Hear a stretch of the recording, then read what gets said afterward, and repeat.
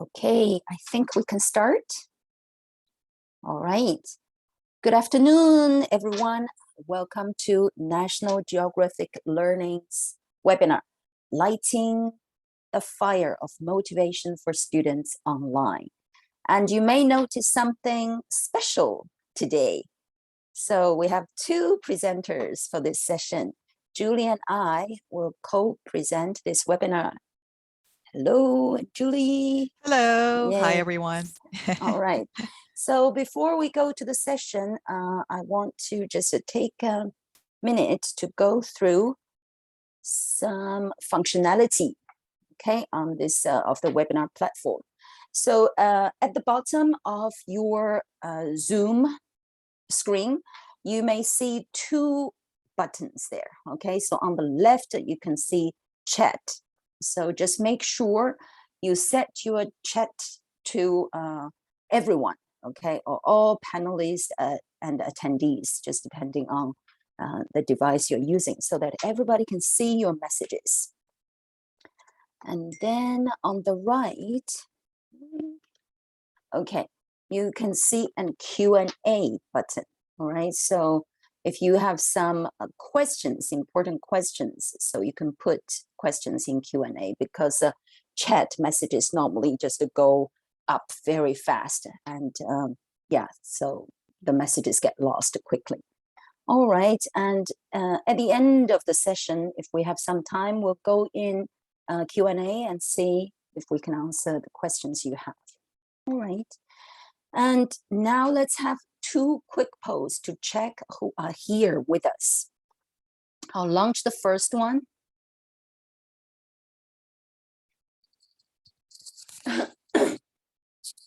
If you can see the poll, yes, I see responses coming in. We have like over 50%. I'll stop. All right, I think I'll stop here, and then I will share the result. So we can see most of you, 73% of you are teaching young learners, and some teachers also teach very young learners, and 30% are teaching teens. Great. Okay, can you also let us know, how do you teach now? Do you go back to your face-to-face teaching, or still do online teaching, or blended? So you can just type in the chat, Rita hybrid, so Nadine blended. Okay, online, some teachers go back to face-to-face. Okay, all right. So because today, okay, this session, as we say, lighting the fire of motivation to students online. So we focus a lot on different motivation strategies for teaching online or blended, but definitely those strategies can be easily adapted, used for face-to-face teaching. And also, Julie and I will use lots of examples from one of our young learner program, Look. So, but also I hope, yeah, those activities or some ideas can be also used for teens teachers. All right, so we all know it's important, right, to motivate students in any environment, but it seems it becomes even more important in online or blended courses, because students tend to have more opportunity to slip through the cracks. So I will share a short video clip soon. Okay, you may have already watched one of the videos from by the late Sir Ken Robinson, where he makes a very excellent point about the importance of helping our students motivate themselves. And he used an analogy between teachers and gardeners. Let's just watch the clip. From an industrial metaphor to back to an agricultural one. Because if you think of it, a great gardener, great farmer, depends upon plants growing under their care. Otherwise, they're out of business. But the irony is that every farmer and gardener knows that you cannot make a plant grow. You cannot do that. I mean, you don't stick the roots on and paint the petals and attach the leaves. The plant grows itself. What you do is provide the conditions for growth. And great farmers know what the conditions are and bad ones don't. Great teachers know what the conditions of growth are and bad ones don't. Okay, so just like gardeners, okay, teachers, especially of blended or online teaching, we need to set the conditions for our students to learn, to grow. And this can be a bit challenging, especially because now we have to kind of motivate our students at a distance, and which means we need to use some strategies that are different from what we normally do to motivate our students face to face. So in this session, we will try to share some motivation strategies and also examples to demonstrate you how these can be applied for your online or blended teaching. So some of the teachers may have already attended 2 of our global webinars in March and in April by Drs. John Kang-shin and Jared Borup.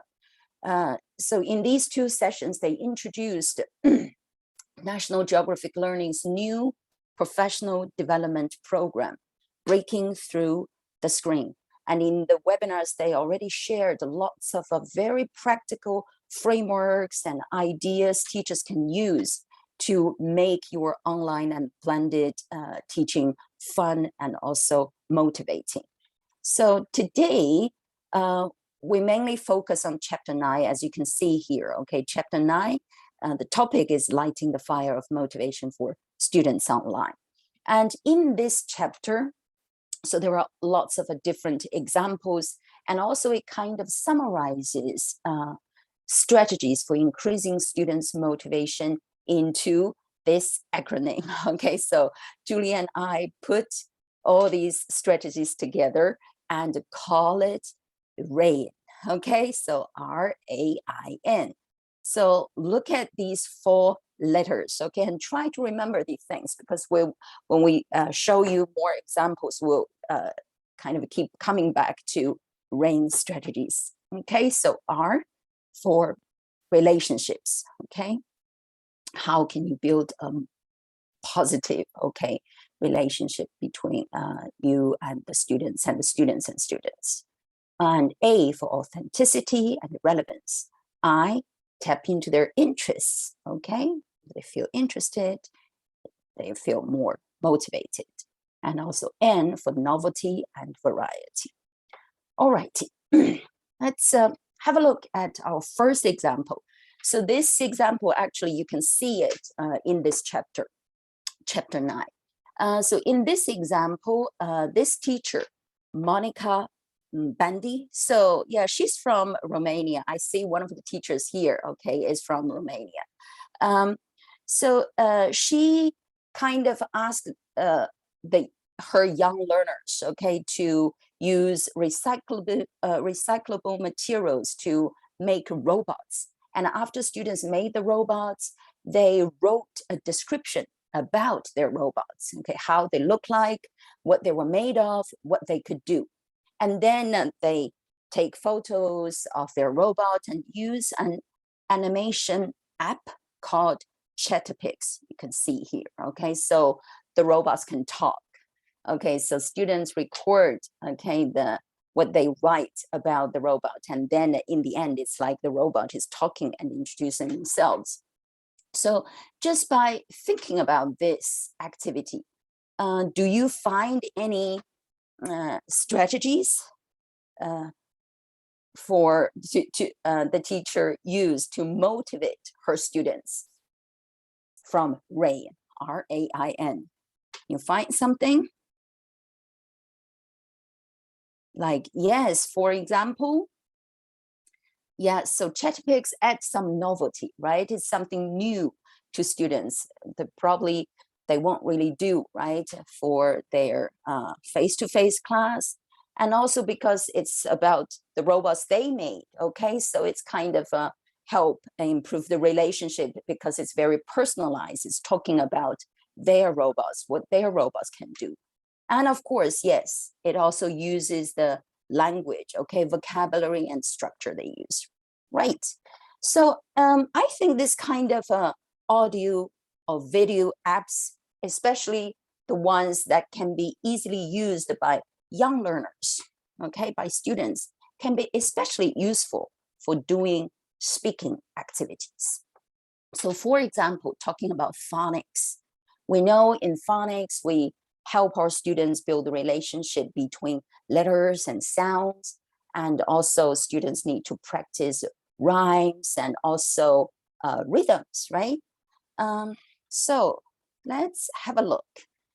Here is one phonics lesson example. So it is from Unit 9, Animals, from Look Level 2. So you can see in this lesson, we practice A sounds, right? With words ending with A, E, right? So you can see the words like cake, game, snake. Okay, and look at the chant. You can find lots of A, E, A words, right? Game, snakes, make, cake. But again, as we say, except for we want our students to notice the letter combination and the sound.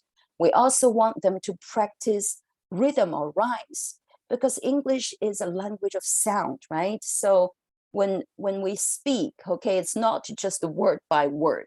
If we read the chant like, let's play a game of snakes and letters, it kind of loses the essence of chanting, right? So we should also encourage our students to follow the rhythm. So for example, one simple way is you just ask the students to keep clapping, and then you chant. So let's play a game of snakes and letters. Let's make a cake and drink lemonade.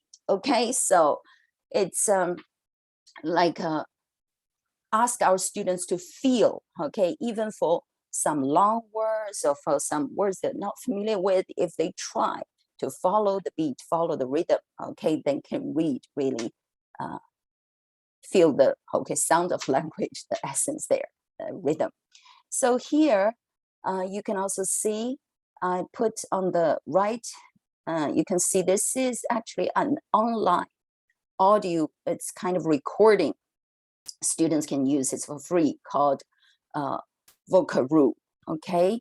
So it's very simple. You just record and then you can save the audio file. So we encourage our students to practice, and then when they feel confident enough, they can record themselves and then they can listen to their own chant, or they can share with each other. Okay, so here I asked Caitlin, my daughter, okay, who just turned into 8 years old, to do this chanting. Let's listen together. Let's play a game of snakes and ladders. Let's make a cake and drink lemonade. Let's get our skateboards and take them to the park. Let's go to the lake and sit in the shade. Okay, so then you may notice actually there are some words, if you don't really read in this rhythm thing, you may probably can't really read in this way, like the skateboards, right? Take them to the park. But if they keep practicing, okay, do this kind of following the rhythm, they can actually do it. And here is another example. I think I opened too many windows here. Okay, so this is from Unit 4, Let's Play. And in this phonics lesson, students practice k and nk sounds, okay, with words ending with ck or nk. So let's see, okay, like there's a duck in the sink, a duck in the sink. The duck is pink, it's pink, I think. Okay, and sock, okay? So what we can ask our students to do is, all right, so now you have the chant here. Can you think of some other words that ends with ck or nk? And then create your own chant. Okay, so we will do a simple one. Let's just do CK. Okay, find some other words to replace duck and sock. Okay. Again, okay, this is what Caitlin wants to do. And we use Chatterpix here. Okay, so it's very easy to use. You just take a photo of anything, okay, and then you draw a line at the mouth place, okay, so it will begin to talk, okay, when you record your reading. So let's listen to this chant. There's a brick in the sink, a brick in the sink. The brick is pink, it's pink, I think. There's a clock in the sink, a clock in the sink. The clock is black, it's black, I think. All right. Okay, and let's have a look at another example here. Okay, it's also, you can find this in this chapter. So again, this is example is by this teacher, okay, Monica Bandy. So here she is teaching a grammar lesson. Okay, she's teaching prepositions. And what she asks students to do is, because they've learned, okay, my things, okay, toys. So she asked her young learners to go just in their houses, okay, to find their favorite toys, okay, and then use 2 cups or 2 bottles, okay, to demonstrate first. She demonstrates, for example, if I put the ball in the cup, then I can say the ball is in the cup. Or if I put something between the 2 bottles, okay, I can say the robot is between the 2 bottles, okay, or on and under. So again, if we think about this activity, okay, it's interesting, okay, and also about relationship, because this is students' own stuff, their own favorite toys, okay, and now they use the language to talk about their own stuff. So it's very personalized and it's very authentic. So here, because we're still talking about speaking, we'll look at another chant, but this time chant for grammar.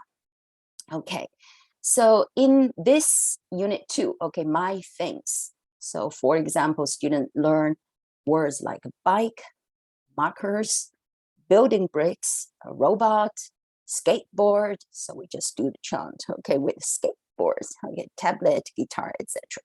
And let's look at the chant here. Okay, so I'll play the chant first.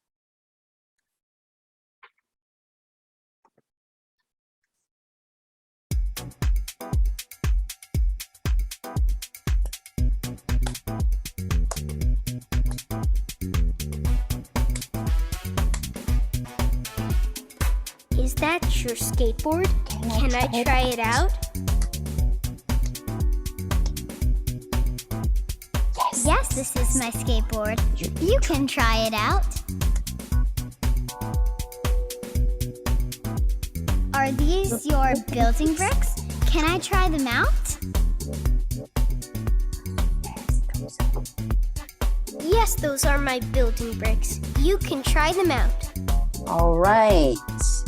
Okay, so you see, okay, the grammar here, okay, how we use the chant. So now, for example, if I ask you to just look around you, okay, get something, your things, okay, I will get this. Let's see, where is Julie? Okay, okay, so if we have our things ready, and let's see, because now we are online, right? So we see each other and see each other's things. So when we ask that, okay, so for example, if I see Julie has a puppet. Yeah, so what can I say? I can ask, is that your puppet? Can I try it out? Yes. Yes, this is my puppet. You can try it out. Right. And then if I have some things, Okay, so Julie, see my things. What are they? Maracas. Maracas.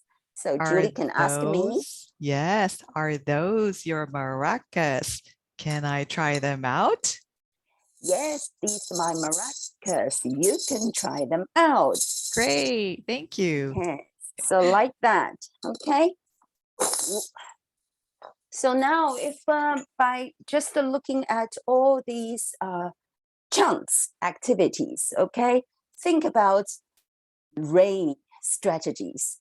Can you type in the chat box? So what kind of strategies you think, yeah, fit in rain and also help motivate students?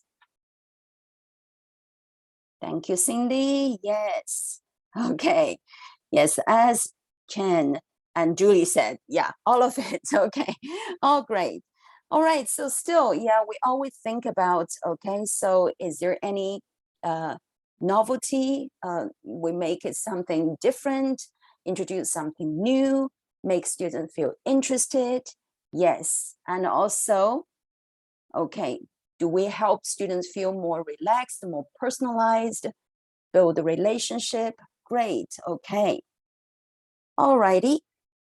So now let's move to, okay, look at some reading, okay, specifically on reading text, okay, online teaching. What can we do to motivate young learners with reading, okay, text online? So we know there are lots of motivation strategies when we teach face-to-face, okay? Like we always provide more opportunities to personalize, provide lots of different scaffolding support, okay? And when we move it online, so top secret here is to keep it simple, keep it fun, okay? Keep it simple to your students and also to you, okay, teachers, and at the same time try to integrate those motivation strategies. So for example, if we look at this photo, okay, this is actually from Unit 5, okay, from Look Level 2. What can you see in the photo?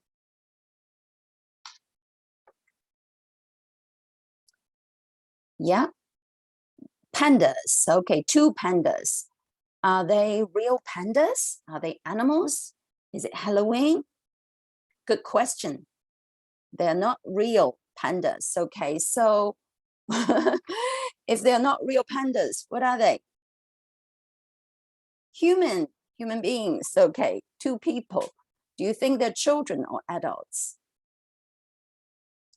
Okay, so 2 men, okay, in panda costumes. Okay, anything else you notice? Where are they? What's in their hands? Is it just cosplay? They're in a forest, yeah. So what's in their hands? Some equipment, yes. What do you think they're doing? Antenna, you see that? Yes, Marvin. Okay, in the forest, it's like a detector. Okay, they're studying the panda. Very good. So yeah, by asking more questions, okay, with more thinking, you are very close, okay, to the answer. So if I show you, yeah, this is the opening spread of this unit, and you can see the caption. So they are panda keepers, okay, at this Wolong National Nature Reserve in Sichuan in China. So here, yeah, so these people, they take care of the panda cubs, okay, baby pandas, and then they put that kind of radio detector on the baby panda's neck, so they can always track where they are. And they dress up as pandas, so the baby pandas won't feel scared, and also in the future, when they really go back to the nature, they can still survive, okay? And yeah, lots of questions to ask. Then when we go to the reading text in this unit, again, okay, something very interesting.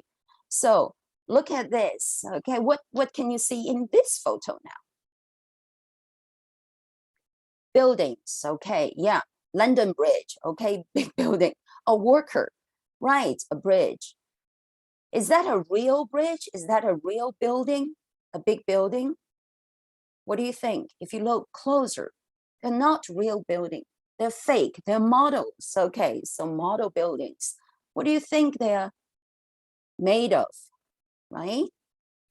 Okay. Yes, someone said Lego. Okay, right.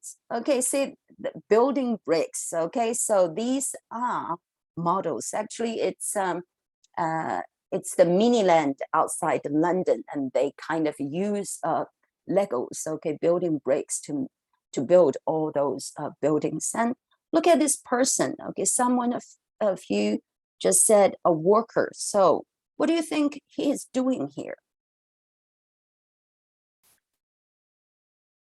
He's checking the Legos, okay, make sure everything is fine, is perfectly built. Maybe mending, maybe one piece is broken or what, okay? Inspecting, very good. So interesting, right? Yeah, engineer checking, okay, although they're not real buildings, okay? He's doing checking, he works with, okay, building bricks. So if we talk about Legos or building bricks, do you like building bricks? Okay, do you have building bricks? Okay, have you ever built any Lego set or something by yourself? Okay, you have, great. Okay, I believe lots of kids, especially, they love Legos. So Caitlin loves Legos. So here are some of her Lego sets. Okay, she's quite in still like a princesses, or this is the Friends series of Legos, right? And I also asked her, have you ever tried to make something without the instruction? Just make something by yourself, okay? Great. All right, so if we look at this photo now, you can see the full picture, okay? Yes, is checking, okay? This is a model building, okay? A building bricks building, okay? Great. And now let's see, this is the whole reading passage. So to this age, okay, so this is level 2. It's probably for students of 7 or 8 years old. This reading passage can be very lengthy, right? It's long and it could be very overwhelming. So we know one of the motivation strategies that can be used for teaching reading is chunking, right? Where you can break larger reading text into small pieces, okay? And so this can help lower students' anxiety and it's more manageable. And then when we teach online, actually it's easier for teachers to do chunking, okay? So let's, for example, we start with just these 2 sentences, okay? So it's easy and no pressure at all. And we can still do lots of shared reading, like read together or echoing. Okay, let's see. People all over the world play with building bricks. They are a favorite toy for boys and girls, young and old. So what about you? We just ask, okay? Lots of you like building bricks. But we also know some people work with building bricks. So let's keep reading. Do you know you can work with building bricks? That's right, okay? There's a job called a master builder. That's what you call people like this person you see in the photo, okay? Master builder. Is it cool? Do you think it's a cool job? Do you want to be a master builder? Yes. Okay. So what do you think, okay, can make you become a master builder? Just play with lots of Legos? Or what kind of skills you need to have to become a master builder? Good at math? Yeah. Maybe, yeah, engineering skills, right? And okay. And how do you think there are lots of master builders in the world? Definitely creativity, right? Because all these building bricks, the models, they are They're huge, right? They need to be patient also, right? Very good. Let's see. Is it easy to become a master builder? I think you're right, right? Yes, it's cool, but it's not easy. There are only about 40 master builders in the world, in the whole world, and they work hard. As some of you mentioned, need to be patient because it can take months to build a big model. Okay, so master builders also use lots of bricks too. Okay, one model of a German soccer stadium has 1.3 million bricks. So here, this is the stadium, okay, and the soccer stadium, Allianz Arena. So it uses 1.3 million bricks, and look at it. So can you see people behind the model? Yes. So it is really huge, right? So you can see people there, right? It's kind of just, that means the model, okay, stadium is about the height of a person, right? Yeah, many people there. Great. So if many of you say, yes, it's a cool job, I want to be a master builder. So how can you start? Where can you start? We know, yeah, you need to be patient, you need to be creative. Yeah, let's see. Let's listen to the advice from a master builder. Okay, Paul Sean is a master builder, and he says just build, build, build. Okay, so, and he thinks it's good to build different things, not just what's on the box, so not the instruction. Okay, so don't build the house and the spaceship. Paul says build your family pet. And also after that, we can ask our students to, okay, just to share your building bricks, what you have built. So if you go to this, scan the QR code or go to the link Julie shared in the chat, you can see a Padlet wall. So I can also share with you what it looks like here. So students can share, okay, their building bricks, what they have built like that. All right, so just to think back about how we deal with this reading text. Again, any RAIN strategies you find. So I go through the reading very quick, but hopefully you can recognize or find some strategies we use here. It adds some novelty, right? As we say, yeah, we use chunking, okay?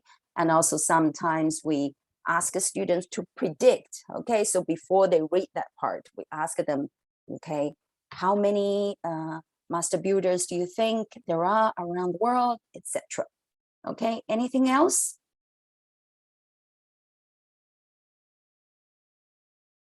Yeah, authenticity, right? So it's real, okay? It's about a master builder is a real thing, okay? Real people and also the real place, okay?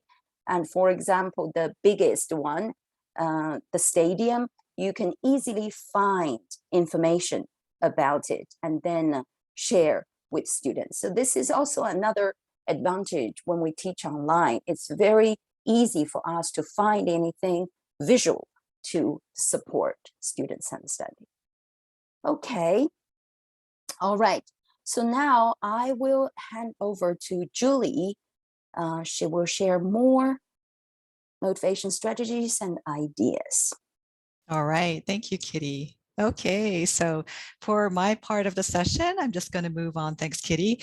And we're going to do a bit of reading as well as a little bit of writing as well. And we have a few minutes. So I'm showing you something very interesting on screen.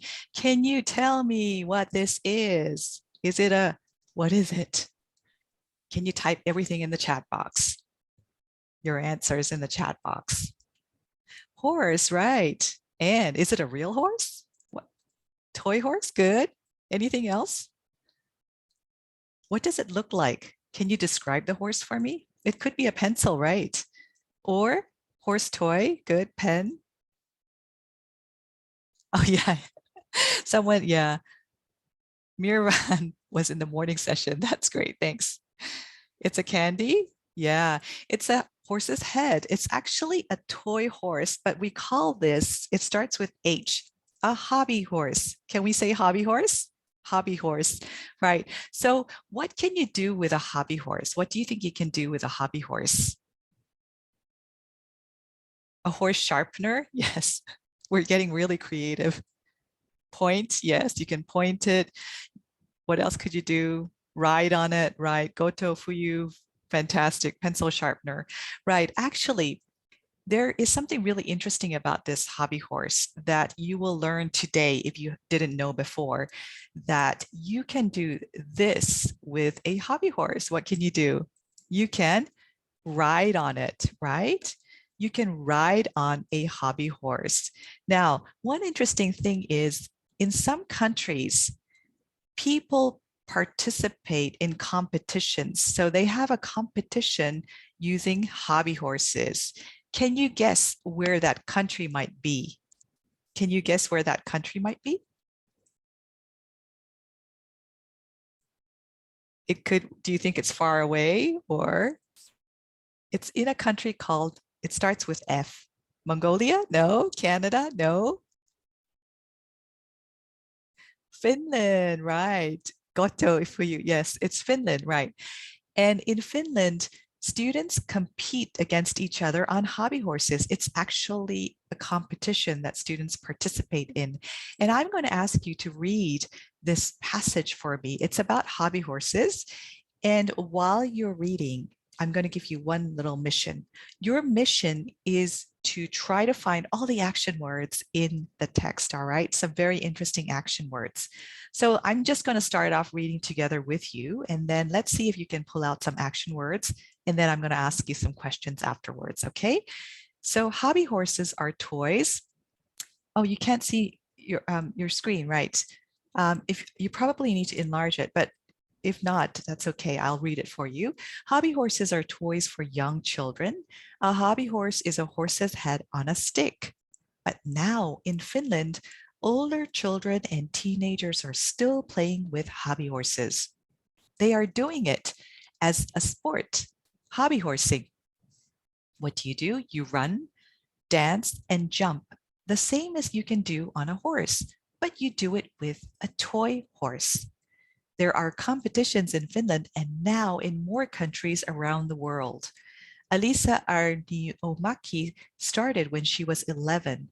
She's 21 now and she teaches other children. But do these children also like riding real horses? Yes, they do. Many of them are interested in horses. They practice so that they can jump very high and run fast, just like real horses. They practice walking like a horse. And if you like making things, you can make your own hobby horse. So what were the action words? Run, dance, jump. Fantastic. Anything else? Play, right. Can you actually make your own hobby horse? Can you make your own hobby horse? Yes, that's right. And where is the competition? What country is the competition? It's in Finland, right? And did you ever know about this in Indonesia? Did you know about this before? No? Did you find it interesting? Yes. Would you like to participate in a competition? Would you like to participate in one? Yes. I'm a little old to participate because who is it for? It's for teenagers.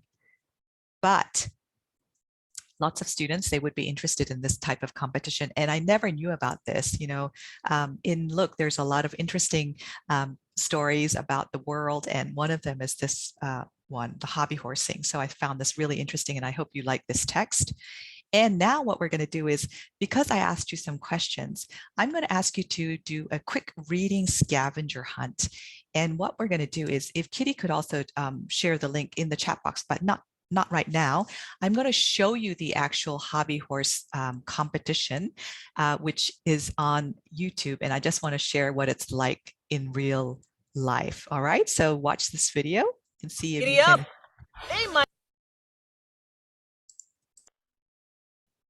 Oopsie. Something dropped off. Okay. All right, I think, yeah, thank you, Kitty.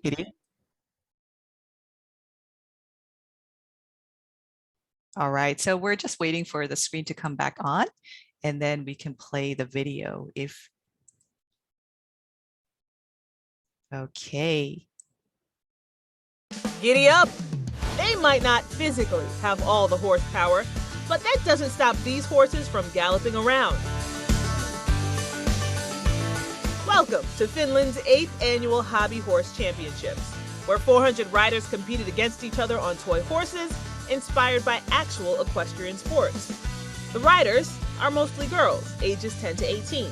The competition showcases traditional equestrian events like show jumping and dressing. There were Yeah, all right. Did you find this interesting? Yes? Yes, right. So this is actually the actual Hobby Horsing Championship, and I just wanted to share it with you to show you what it's actually like to be in a competition. All right. So just moving on, I want to show you a little activity that I like to do, and this you can use with any type of passage reading or any type of lesson, and it's so flexible that you could actually do it with any, not just reading, but with any type of scavenger hunt type activities. So what I'm going to ask you to do is you're going to scan the QR code, and this activity is entirely about the reading passage that we just read. You will answer some questions, and you need to unlock each lock to go on to the next one. And you can also unlock the locks at different sequences. So you can start with 3 and then go on to 1 and 4 and so forth.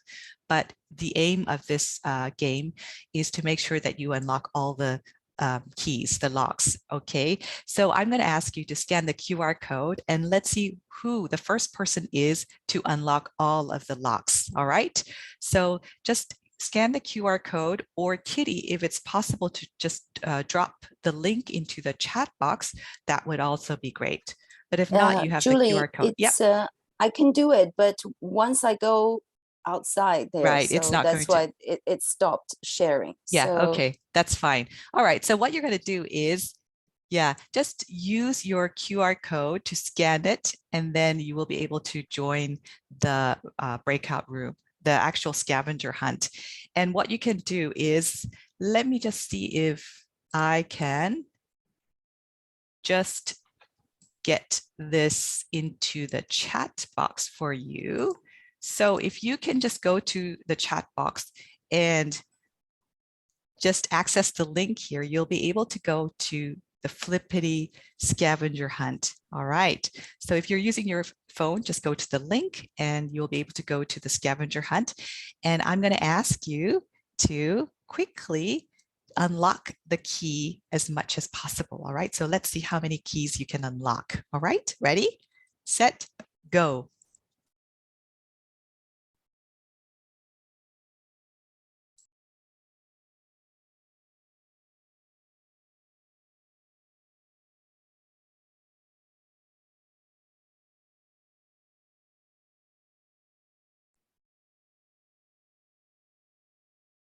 Yeah, so how many keys did you unlock so far?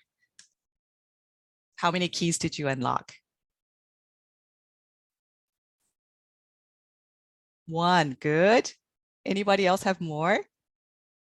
Marvin opened 1, 2, good. 2, fantastic. 3, good. 5, Vivian, fantastic. Marvin, still working on it. Good. 3, good. 2, good. Yeah, so you can see all 6. Vivian, fantastic. Yeah. So all you need to do is just answer the questions.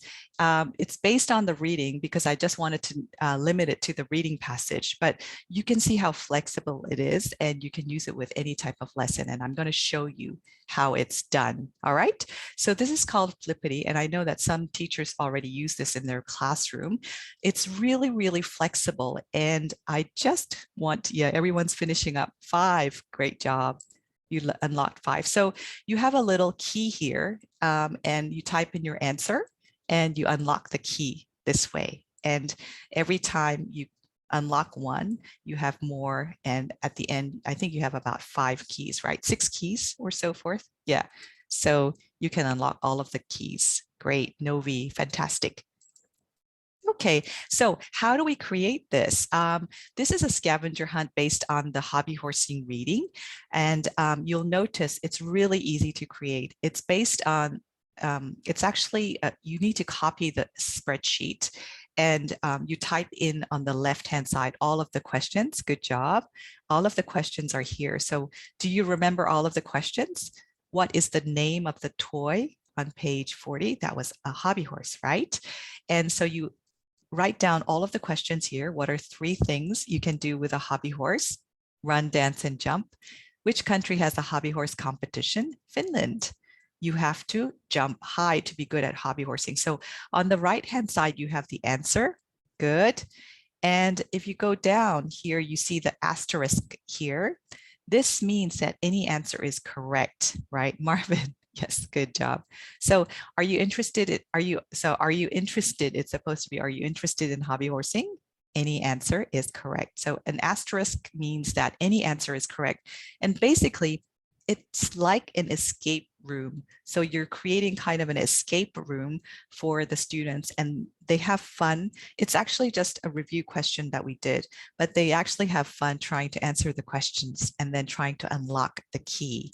So there's that kind of gamification factor to this as well. Did you have fun? Yes? Did you have fun? Did you enjoy this? Yes, right. So this part of the RAIN strategy, it was relevant to the students. And of course, you can tweak it and adapt to your students. It's authentic because, why is it authentic? It's actually about the hobby horsing content, right? It's also interesting and there's a new novelty factor to it as well. And if you want to make it more relevant and authentic for the students, you can actually adapt it so that they're doing missions or, doing something that's really relevant to them. This is the Flippity website, and you can see that there are a lot of games or flashcards that you can use, templates, name pickers, randomizers, and you'll notice that I used the Flippity virtual breakout. You can use other templates here as well. It's great for the classroom. You do need to have a Gmail account, but I think if you can get that, it's really, really easy to use. And put on your creative hats. How would you use Flippity in your lessons? So if you had to create a scavenger hunt like this, how would you use it? You could use it for spelling activities. So for example, if you give them a number, you could just write down the number and then have them spell it out. You could do scavenger hunt missions, like go to this website and look for this, or give them a mission, right? A task. You could also have them go to National Geographic Kids YouTube channels and have them look at a certain video and then they answer questions about that, right? That would be more authentic as well. And you could also do review questions like we did just now with the hobby horsing content. Or you could also do physical tasks like take a photo. Question number 1 would be take a photo of a pencil or take a photo of your favorite puppet or things like that. So it's really flexible. It's so open-ended. You can add in critical thinking elements and creative elements as well. So this is something that I wanted to share with you. And then moving on, we're going to do a quick writing and you can do the writing in the chat box. I want you to think about your country. I'm going to give you a topic. I want you to think about your country. So every one of us are from different countries. I'm based in Seoul, Korea. I know that someone was from Japan. There was from China. We had Thailand. We have Vietnam. We had Tajikistan. We have many, many different places and cities. And I want you to think about your place and then think about 3 things that you would tell your friend about your city or country. All right. So what we're going to do is I'm going to show you a model clip, a video clip, a model student actually talking about their country or city. All right. So let's watch and see which one is your favorite one. Okay. What 3 things would you tell your friend about your country? I'm Emilia. I'm Matthew. I'm Rafi. What 3 things would you tell your friend about your country? Poland is a beautiful country. It's got lakes, mountains, and beaches. In the winter, the weather is very cold, with lots of snow. A traditional dish is pierogi. I really like them filled with potatoes and cheese. What 3 things would you tell your friend about your country? Rome is the capital city. It's very old. There are beautiful buildings. Italians love food. Pasta, pizza, and ice cream all come from Italy. And Italians love football. It's the national sport. We all love the football team. The Azzurri. The Blues. What 3 things would you tell your friend about your country? Saudi Arabia is very hot in the summer. Most of the country is desert, but we've got beautiful cities like Abha and Riyadh, the capital. You can visit the Sarawak Mountains, and there are some very old buildings and towns that are thousands of years old, like Madain Saleh. Yeah. Did you like this? You actually got a glimpse of the outside world, right? Especially since we're not able to travel these days. So this is great. Yeah, Mary Jem said Taiwan night markets, street food and nature. Barbara said Argentina, sports, food and family. And Philippines, pristine beaches, street food and karaoke. Great. And Vietnam, people, places of interest and food. Yeah. So those are 3 things. And Thailand, mango and sticky rice. That's fantastic. Yeah. So you'll notice here that students get to see other students talking about their country or place, and then they included different elements like the food, the culture, or the place, like the terrain and so forth. There was Sarawak Mountains. So there are some model sentence frames like, it's a beautiful country. The capital city of Italy is Rome. So students would be able to learn from the model speakers, their peer students, their peers, right? Because they're actually the same age group. And then they would be able to replicate that and include it in their writing or in their speaking as well. So imagine you have a friend in a different country, tell him or 3 things about your country. So you're all sharing interesting places. Montenegro is sea, mountains, and food. Lovely. We have a great community here today, right? And yeah, and Philippines. Filipinos are resilient. The food is great. Our country is wonderful. Fantastic. Good. So now, with writing, you know, sometimes I've experienced this with young learners, especially when you ask them to write.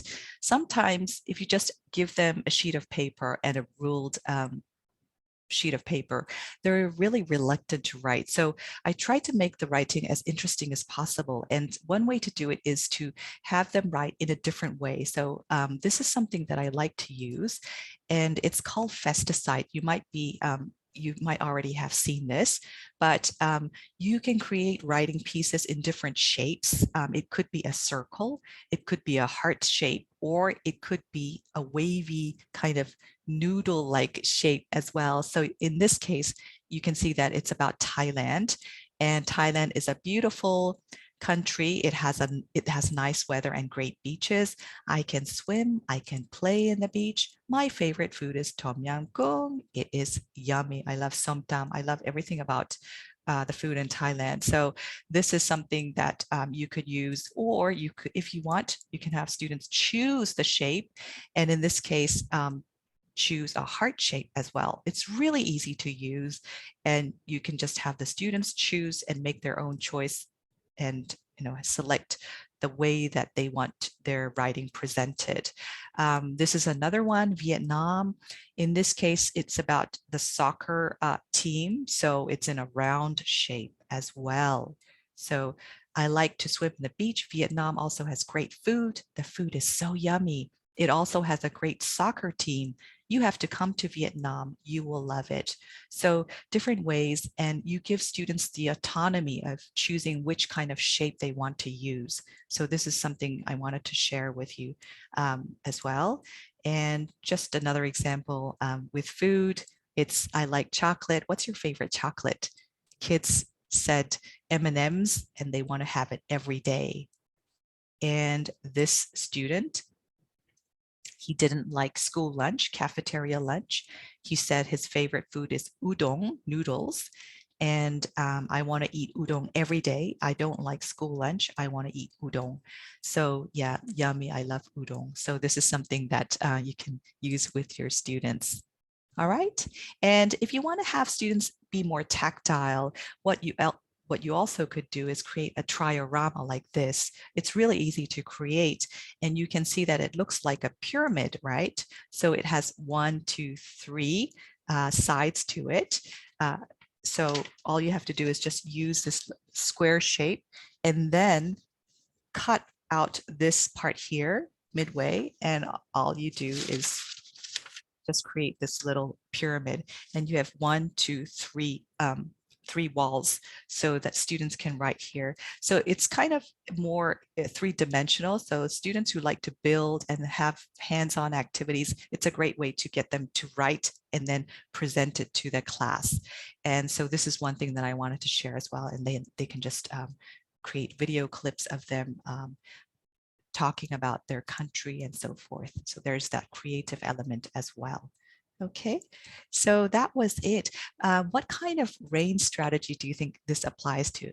Would it go with all of the RAIN strategies, like RAIN? Which one do you think fits with the writing, the Festicite one? It could be, is it all RAIN? Is it relevant to the students? They get to choose, right? And then it's authentic. It's about their writing, right? And it's interesting, and there's a novelty factor as well. Yeah, so that was it for today. And did you find this interesting? Was there something that you really liked? Yes, yeah. And in the morning session, lots of the teachers shared some very interesting apps as well. And I just wanted to share this one as well. This is from Fuyu Goto. I think Goto Fuyu, you're actually in this room right now. We found this excellent Padlet, and Fuyu Goto shared this. She mentioned that before the pandemic, they had speech recitals, but after the pandemic, happened, students weren't able to do that. So she posted some of the student work on her Padlet to share out with her students and parents, and they got excited because they get to see themselves, and they want to be better, and they want to be able to read and see other peers as well. So this is something that I wanted to share, some excellent example. Yeah, Fuyu Goto, thank you for sharing this. It was a great contribution, and I think she was also featured in the Breaking Through the Screen book, as well as I think Sevoniso Morodova is also here as well. So everyone, thanks so much for that. All right, so yeah, this is just a quick mention, and I wanted to share this excellent Padlet as well. And Kitty, if you'd like to come on, and this is Breaking Through the Screen. As Kitty mentioned in the early part of our session, we mentioned RAIN. It was the relevancy, the authenticity. What else was there? The interest, and then yeah, what's the N? novelty, right? So think about rain, and we were talking about elements from chapter 9. Breaking through the screen is one of our newest pedagogy. So professional development title, it's for teachers only, not for it's not a course material. It's for teachers, and it has practical tips for engaging learners in the online and blended classroom. And we took a lot of the elements from this title to share out with you. All right. And do you know where all of our content came from? Our content, the passages, the reading passages, chants, all of that came from Look. And can you count how many levels there are in Look? How many levels are there in Look? How many levels are there in Look? You can also read. There are 7 levels. Mary Jam, good. Novi, good. You got the answer right. There are 7 levels in Look. It's a primary series for young learners of English. And if you'd like to check it out, I think Kitty already dropped the link into the chat box. Look is an excellent series, 7 level. Yeah, goto for you. You're like the champion of Look. She made, some, I just enjoyed just looking through her Padlet. So creative. So anyways, thank you so much. And we have some great, I think, yeah. After this session tomorrow, you will be able to get a certificate of participation in your email with a recording of this session as well. And remember, when you get the e-certificate, just print out your name here, type your name here, and print it out. So it's all yours. And we have some upcoming webinars, some amazing webinars. I think Andrew is on this session today, and Andrew will be able to share some tips on what is so amazing about plants. I just got interested in this literacy and language development lesson. So please join Andrew on April 28th at the end of this month. And Will is also presenting communication skills, push and pull influencing on April 26th. So some great webinars awaiting you. All right, so I think that was it. Yeah, Andrew's there. And yeah, so if you have any questions, please let us know. And if not, I know that some of you already need to go. So thanks so much, everyone. And you'll see the recording later. All right, see you on the 28th, Andrew says. Thanks, everyone. Bye. Thank you, everyone. Thank you.